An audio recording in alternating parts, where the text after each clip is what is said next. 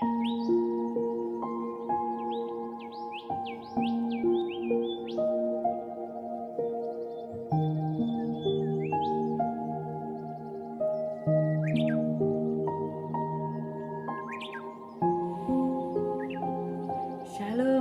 selamat pagi pemirsa setia channel YouTube Dimas Kristen Kementerian Agama Kota Salatiga. Sungguh hati kita limpah dengan ucapan syukur kepada Tuhan bahwasanya pagi hari ini kita diberikan kesempatan oleh Tuhan untuk bertemu kembali dalam program acara Suara Penyuluh Agama Kristen Kota Salatiga. Adapun program acara ini adalah hasil kerjasama Kementerian Agama Kota Salatiga bersama dengan Radio Bethani FM 107,7 Salatiga. Marilah Bapak Ibu sekalian, pemirsa setia mempelai Kristus, umat-umat yang dicintai oleh Tuhan, sebelum kita mendengarkan firman Tuhan, dalam renungan firman Tuhan pagi hari ini, kita bersama-sama berdoa agar firman Tuhan yang akan kita dengarkan bersama menjadi berkat untuk kehidupan kita. Bersama-sama kita bersatu di dalam doa. Bapa yang kami kenal dan panggil di dalam nama Tuhan Yesus Kristus, sungguh hati kami melimpah dengan ucapan syukur kepadamu Tuhan. Pagi hari ini Minggu 3 Maret 2024, Kau berikan waktu dan kesempatan kepada kami untuk kami bersama-sama merenungkan firman Tuhan.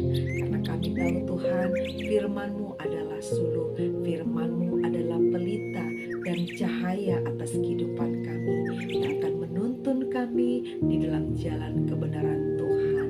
Kami bersyukur, kami berterima kasih dengar firman Tuhan dalam nama Tuhan Yesus Kristus. Haleluya, amin. Sebelum firman Tuhan saya sampaikan, perkenalkan saya Pendeta Septi Siodamayana Simanjuntak, penyuluh agama Kristen wilayah binaan Kecamatan Tingkir, Kementerian Agama Kota Salatiga, menyapa seluruh pemirsa setia channel YouTube Dimas Kristen Kota Salatiga.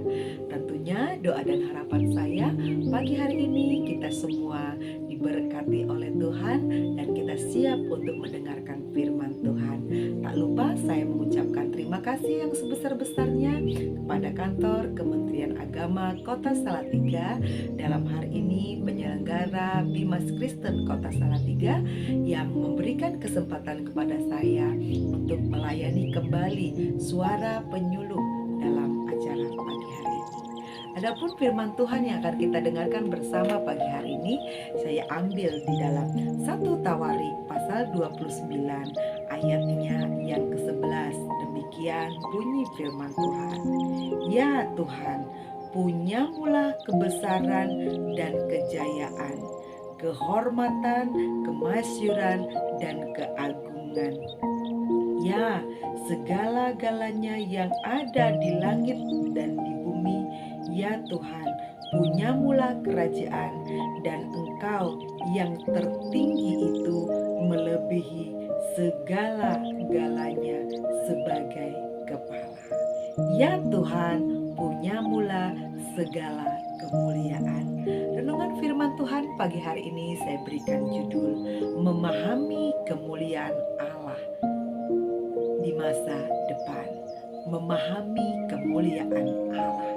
Firman Tuhan yang barusan saya baca untuk kita semua pagi hari ini dalam 1 Tawarik pasal 29 ayatnya yang ke-11 berkali-kali disampaikan, ya Tuhan, punyamulah kemuliaan, ya Tuhan, punyamulah keagungan, ya Tuhan, punyamulah segala kehormatan.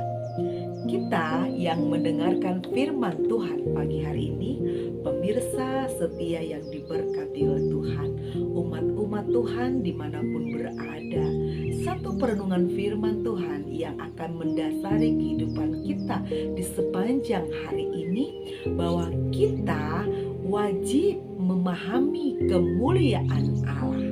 Karena kemuliaan Allah itu adalah milik Allah. Ya Tuhan, punyamulah kemuliaan. Ya Tuhan, punyamulah keagungan. Ya Tuhan, punyamulah segala kejayaan. Memahami kemuliaan Allah. Bapak Ibu, mempelai Kristus, umat-umat yang dicintai Tuhan. Mengapa Allah menginginkan kita sebagai umat ciptaannya memahami, memiliki pengertian, memiliki pengenalan yang benar tentang kemuliaan Allah? Yang mau saya sampaikan yang pertama untuk kita pahami bersama pagi hari ini, yang pertama adalah kemuliaan Allah itu adalah milik Allah. Kemuliaan Allah itu diwujudkannya dalam keagungan, dalam kejayaan, dan dalam keperkasaannya. Dan firman Tuhan menyampaikan, pada saat Allah menciptakan manusia, pada saat Allah membentuk manusia, dan pada saat Allah menentukan kita sebagai umat-umat kepunyaannya, sebagai umat-umat ciptaannya, kita adalah makhluk yang termulia. Mengapa kita dikatakan makhluk termulia? Karena kita diciptakan oleh Allah yang sungguh amat termulia. Dan yang kedua, dibandingkan dengan ciptaan yang lainnya, binatang atau hewan, tumbuh-tumbuhan yang ada di sekitar kita, tidak pernah dicatat di dalam Alkitab, tidak pernah dikatakan dalam Alkitab bahwa tumbuhan dan binatang tersebut adalah makhluk yang mulia yang diciptakan oleh Tuhan. Tapi hanya manusia. Manusia adalah makhluk termulia yang diciptakan oleh Tuhan. Bapak Ibu tahu apa yang menjadi penyebabnya? Kenapa manusia dikatakan makhluk yang termulia yang diciptakan oleh Tuhan? Karena ketika Allah menciptakan manusia, segala wujud tentang kemuliaan, segala wujud tentang kejayaan dan kebesaran Tuhan itu juga ada di dalam kehidupan kita, tertanam di dalam kehidupan kita, dan Tuhan menginginkan kemuliaan itu terus terpancar, terjaga, dan terpelihara dalam kehidupan kita. Penting bagi kita sebagai umat-umat Tuhan benar-benar menyadari, benar-benar mengetahui bahwa kita harus memahami kita adalah makhluk yang mulia karena kemuliaan Allah dinyatakan sepenuhnya dalam kehidupan kita. Tapi ada tapinya Bapak Ibu pemirsa, ada tapinya anak-anak Tuhan yang diberkati oleh Tuhan.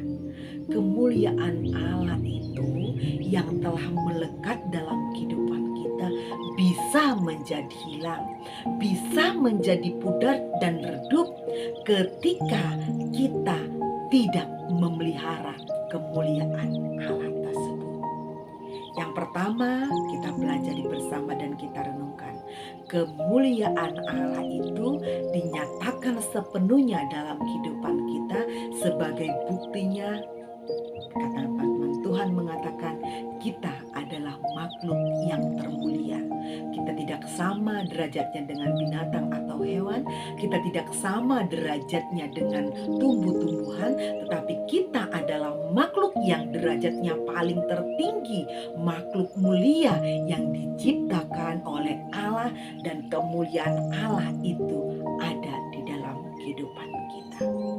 Lantas, ketika kita telah memahami kalau kita adalah makhluk yang termulia, yang kedua melalui kebenaran firman Tuhan pagi hari ini, saya mau menyampaikan kepada kita, kemuliaan Allah itu sebenarnya harus tetap melekat tinggal di dalam kehidupan kita. Tetapi kemuliaan itu pudar, kemuliaan itu hilang kemuliaan itu tidak kita jaga, tidak kita pelihara, sehingga terpancar kemuliaan itu redup, bahkan menjadi gelap dan tidak bercahaya. Apa yang menyebabkan kemuliaan Allah itu tidak lagi terpancar dalam kehidupan kita? Bapak Ibu yang dikasihi oleh Tuhan, sesuatu yang namanya mulia, sesuatu yang namanya berharga. Bapak Ibu pernah dengar kalimat kan, batu mulia, logam mulia.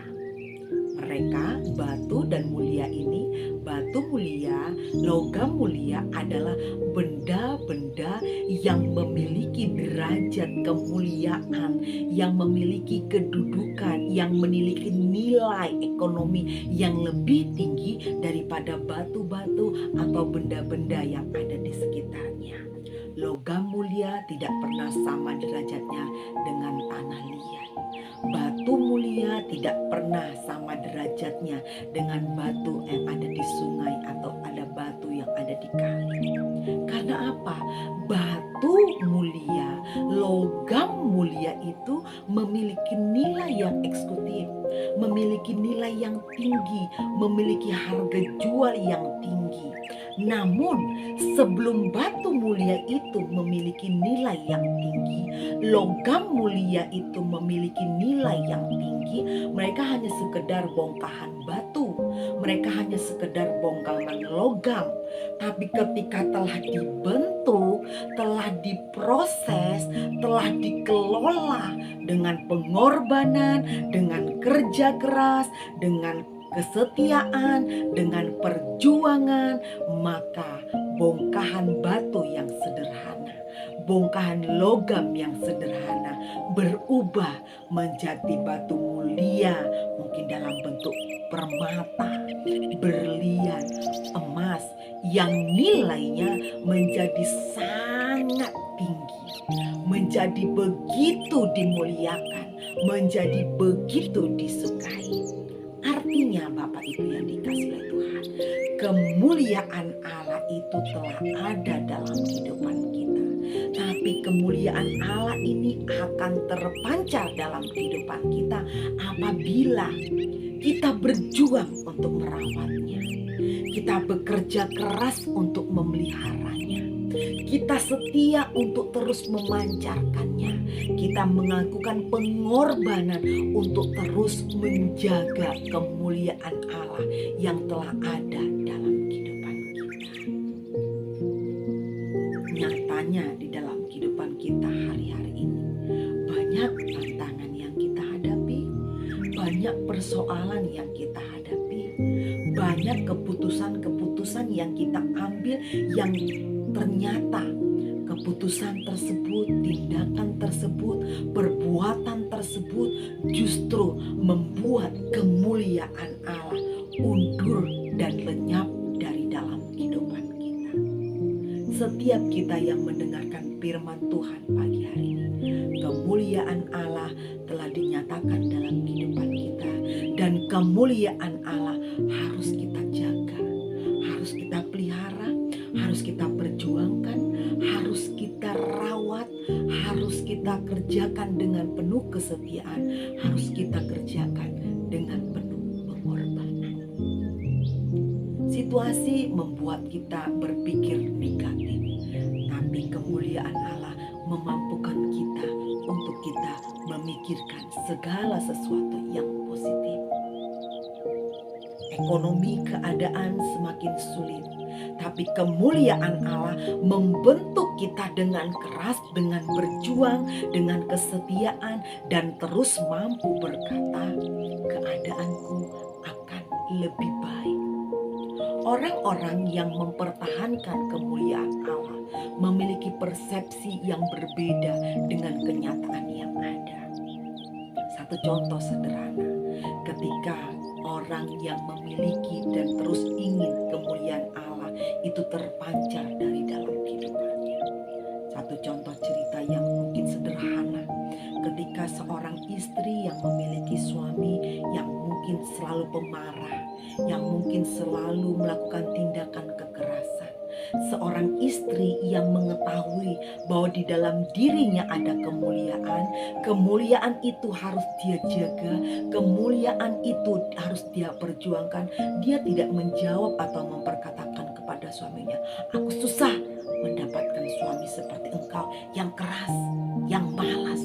Tapi seistri yang terus mempertahankan kemuliaan Allah akan berkata, "Terima kasih ya suamiku, karena engkau keras maka aku menjadi seorang wanita yang sabar. Karena engkau yang malas bekerja, maka aku dijadikan wanita yang mandiri dan bisa mencari penghasilan dengan kekuatanku sendiri." Orang yang menikmati dan merasakan kemuliaan Allah akan berkata dengan berbeda dengan situasi kenyataan yang sebenarnya dia alami. Mungkin dia bisa berkata, "Aku sakit, aku kecewa." Tapi orang yang memiliki kemuliaan Allah justru berkata, "Terima kasih ya Tuhan, ketika aku sakit, ketika aku disakiti, maka aku dimampukan oleh kemuliaan Tuhan untuk mengampuni.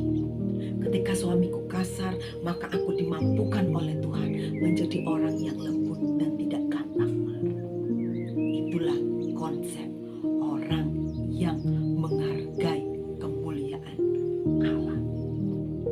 Beberapa waktu ini sedang tren kita dengar, khususnya untuk negara Indonesia, bagaimana ketika seorang kehilangan kemuliaannya, tapi dia berusaha membuktikan dengan perjuangan, membuktikan dengan kerja keras, membuktikan dengan loyalitas, membuktikan bahwa dia adalah seorang abdi negara yang benar-benar memperjuangkan hak asasi manusia, memperjuangkan ketahanan bangsa, memperjuangkan kebenaran.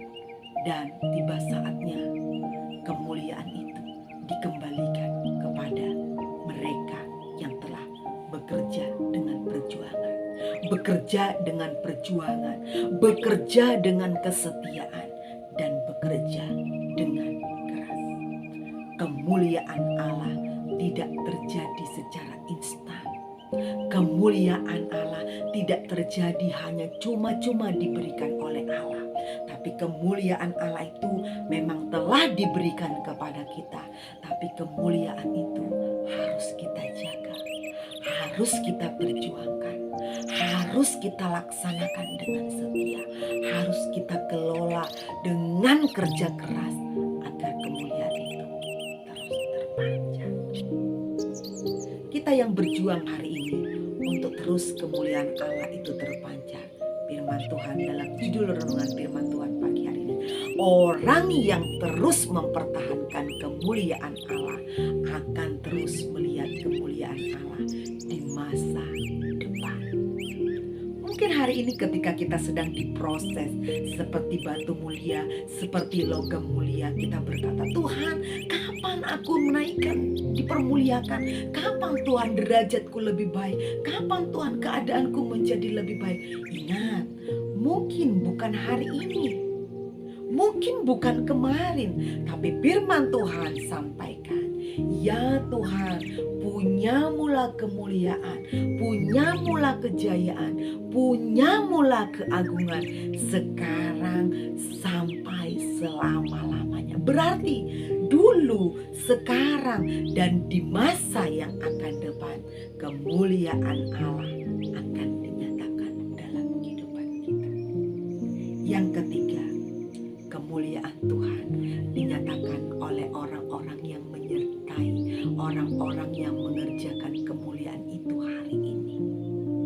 Bapak Ibu tentunya sudah sering mendengarkan kisah Alkitab tentang seorang Yusuf. Bapak Ibu tahu kemuliaan dia di masa mudanya, dia diberikan jubah-jubah yang maha indah oleh ayahnya. Dia diperlakukan dengan istimewa oleh ayahnya. Dia diperlakukan dengan begitu penuh cinta kasih oleh ayahnya. Dipermuliakan di masa yang lalu. Dan di masa waktu-waktu setelah masa lalu itu, firman Tuhan mengatakan dia harus terus menjaga kemuliaan itu. Meskipun dia harus berjuang melawan rasa sakit ketika akan dibunuh atau diusahakan dibunuh oleh saudaranya. Dia harus berjuang untuk terus mempertahankan kesucian dengan tidak mengganggu atau tergoda oleh rayuan seorang istri pejabat yang bernama Potifar. Kemuliaan itu terus dia pertahankan ketika harus dia mendekam, menderita di penjara begitu lama waktunya. Dia harus memperjuangkan, mengorbankan untuk terpisah dari keluarga berpuluh tahun lamanya untuk dia tetap bisa merasakan, memancarkan kemuliaan Tuhan. Sampai tiba waktunya, kemuliaan Tuhan dipancarkan begitu luar biasa. Menjadi orang nomor 2 terpenting di negeri Mesir ketika ada terjadi musim kelaparan yang sangat hebat. Kemuliaan Allah dikembalikan kepada Yusuf. Orang tuanya telah berpikir, kemuliaan anakku Yusuf telah hilang karena dia telah mati dimakan oleh binatang buas di padang gurun. Saudara-saudaranya berpikir, kemuliaan adikku Yusuf telah hilang karena dia sudah tidak ada lagi bersama dengan papa ayah yang sangat mencintai dan mengasihinya. Kemuliaan Yusuf telah hilang karena dia sudah tidak lagi berada di tengah lingkungan saudara-saudaranya.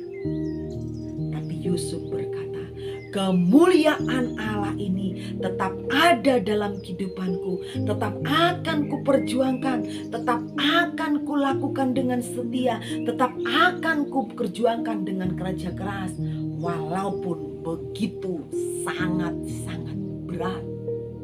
Tapi firman Tuhan, ending ceritanya mengatakan kemuliaan itu bulan-bulan tunduk kepada Yusuf. Bahkan kantung-kantung gandum saudara-saudaranya tunduk kepada Yusuf, melambangkan derajatnya ditinggikan oleh Tuhan.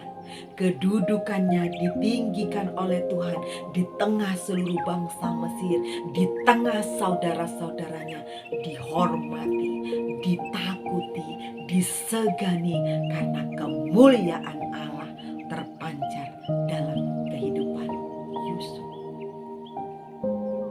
Kemuliaan itu ada dalam kehidupan kita. Kemuliaan Allah itu melekat dengan kehidupan kita. Tapi jangan jadikan masalah. Jangan jadikan tekanan. Jangan jadikan situasi kondisi yang sulit hari-hari ini berkata engkau, aku tidak bisa lagi merasakan kemuliaan Tuhan. Kemuliaan Tuhan undur dari dalam kehidupanku. Kemuliaan Tuhan tidak terpancar dalam kehidupanku. Ya Tuhan, bagimulah kemuliaan selama-lamanya. Ya Tuhan, kemuliaanku menjadi bagian dalam kehidupanku karena Engkau yang memberikannya kepadaku. Sederhana firman Tuhan yang saya sampaikan pagi hari ini kepada kita semua. Tapi melalui firman Tuhan yang sederhana ini, saya rindu, saya benar-benar menginginkan seluruh mempelai Kristus, seluruh tubuh Kristus dimanapun hari ini, ketika firman Tuhan sedang engkau dengarkan, ingat di pikiranmu, ingat di dalam loh hatimu, kemuliaan Allah dalam kehidupanmu ada. Kemuliaan Allah itu telah disampaikan di dalam kehidupanmu. Perjuangkan, lakukan dengan setia, lakukan dengan kerja keras, lakukan dengan kesetiaan, dan engkau akan melihat kemuliaan Allah dinyatakan dalam kehidupanmu. Saya bersaksi sedikit, memasuki Januari dan Februari ketika saya bekerja di suatu lembaga pendidikan, saya merasa Tuhan, Engkau menambahkan porsi yang harus saya kerjakan dengan begitu banyak. Saya harus mengatur ini, saya mengerjakan itu, saya belum selesai ini, saya harus mengerjakan itu. Saya jalani dan berkata, Tuhan terima kasih buat kemuliaan yang Engkau percayakan dalam kehidupanku. Melewati Januari, melewati Februari rasanya berat, rasanya saya harus berjuang, rasanya saya harus korban, tenaga, pikiran, waktu, dan lain sebagainya. Tapi ternyata di balik perjuangan tersebut, di balik pengorbanan waktu, tenaga, pikiran, perasaan, dan lain sebagainya yang saya lakukan untuk pekerjaan yang diberikan Tuhan dalam kehidupan saya melihat Tuhan mempermuliakan saya. Tuhan mengangkat derajat saya. Tuhan menaikkan berkat-Nya yang dicurahkan dalam kehidupan saya. Tuhan mencukupkan apa yang menjadi keinginan saya, menjadi kebutuhan saya. Karena saya tahu ketika saya memperjuangkan kemuliaan ini, ketika saya berkorban untuk kemuliaan ini, ketika saya bekerja keras untuk kemuliaan ini, ketika saya melakukannya dengan kesetiaan, maka Allah yang telah memberikan kemuliaan itu akan semakin memancar-mancarkan kemuliaannya atas hidup, pelayanan, dan keluargaku. Demikian juga mempelai Kristus yang diberkati oleh Tuhan. Saya dan saudara akan terus menikmati kemuliaan Tuhan yang luar biasa. Kemuliaan Tuhan telah Tuhan berikan. Kemuliaan Tuhan harus kita jaga dan kita pelihara. Kemuliaan Tuhan harus kita perjuangkan dengan kerja keras, ketekunan, kesetiaan, dan penuh pengorbanan. Dan kemuliaan Tuhan akan terus melekat, memancar, dan memberkati kehidupan kita semuanya. Kiranya renungan firman Tuhan pagi hari ini menjadi berkat untuk kita semua. Kemuliaan Allah hari ini, besok, dan di masa yang akan datang akan terus tercurah dalam kehidupan kita. Kita bersyukur untuk kebenaran firman Tuhan yang telah kita dengar bersama pagi hari ini. Kita bersatu di dalam doa. Tuhan Yesus Kristus, kami bersyukur dan berterima kasih kepadamu. Firman Tuhan telah kami dengar bersama pagi hari ini. Kami yakin, kami percaya kemuliaan Allah telah dinyatakan atas kehidupan kami. Dan kemuliaan Allah itu akan terus kami jaga, kami rawat, kami pelihara dengan perjuangan, dengan pengorbanan, dengan kerja keras, dan kesetiaan. Terima kasih buat kemuliaan-Mu yang menjadikan kami hidup menjadi manusia yang berdampak, hidup menjadi manusia yang dapat memberkati orang-orang di sekitar kami, memancarkan cahaya kebaikan, memancarkan cahaya kasih, dan memancarkan cahaya kemuliaan Tuhan. Berkati Kementerian Agama Kota Salatiga Tuhan yang telah memfasilitasi program acara ini. Terus pakai Tuhan penyelenggara Bimas Kristen Kota Salatiga, seluruh yang terlibat di dalam ini, pelayanan ini Tuhan, Engkau memberkati. Kami bersyafaat untuk bangsa dan negara kami. Terima kasih untuk kemuliaan yang Tuhan telah nyatakan. Kau telah menunjukkan kasih dan karunia-Mu. Bangsa kami adalah bangsa yang dipenuhi oleh kemuliaan Tuhan. Karena kami anak-anak Tuhan terus berdoa dan berjuang untuk melakukan kebaikan melalui doa-doa kami bagi bangsa ini. Kami juga tidak lupa berdoa memberkati kota Salatiga, kota di mana kami berada Tuhan.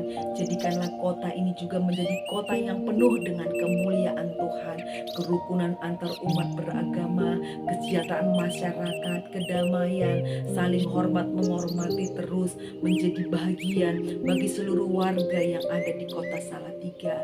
Kami semua penyuluh yang ada di Kementerian Agama Kota Salatiga juga Engkau pakai menjadi alat di tangan Tuhan. Kami bersyukur ya Tuhan, firman Tuhan telah kami perdengarkan. Roh Allah, Roh Kudus yang memateraikan dalam setiap telinga, dalam setiap kehidupan dan roh seluruh pendengar yang telah mendengar dan menyaksikan tayangan ini ya Tuhan. Kami bersyukur, kami berterima kasih dalam nama Tuhan Yesus Kristus. Haleluya. Amin. Demikianlah firman Tuhan, suara penyuluh agama Kristen Kota Salatiga pagi hari ini telah diperdengarkan untuk kita semuanya. Saya berdoa dan saya berharap kiranya firman Tuhan yang telah diperdengarkan pagi hari ini memberkati seluruh pemirsa setia channel YouTube Bimas Kristen Kota Salatiga. Akhirnya, saya Pendeta Septi Siodawayana Simanjuntak, penyuluh agama Kristen Kementerian Agama Kota Salatiga, mohon undur diri. Mohon maaf apabila dalam pelayanan ini ada sesuatu perkataan, pertindakan yang kurang berkenan di hati pemirsa. Kiranya Tuhan Yesus menyempurnakan pelayanan ini untuk kita semuanya. Sampai berjumpa di waktu selanjutnya. Tuhan Yesus memberkati kita semua.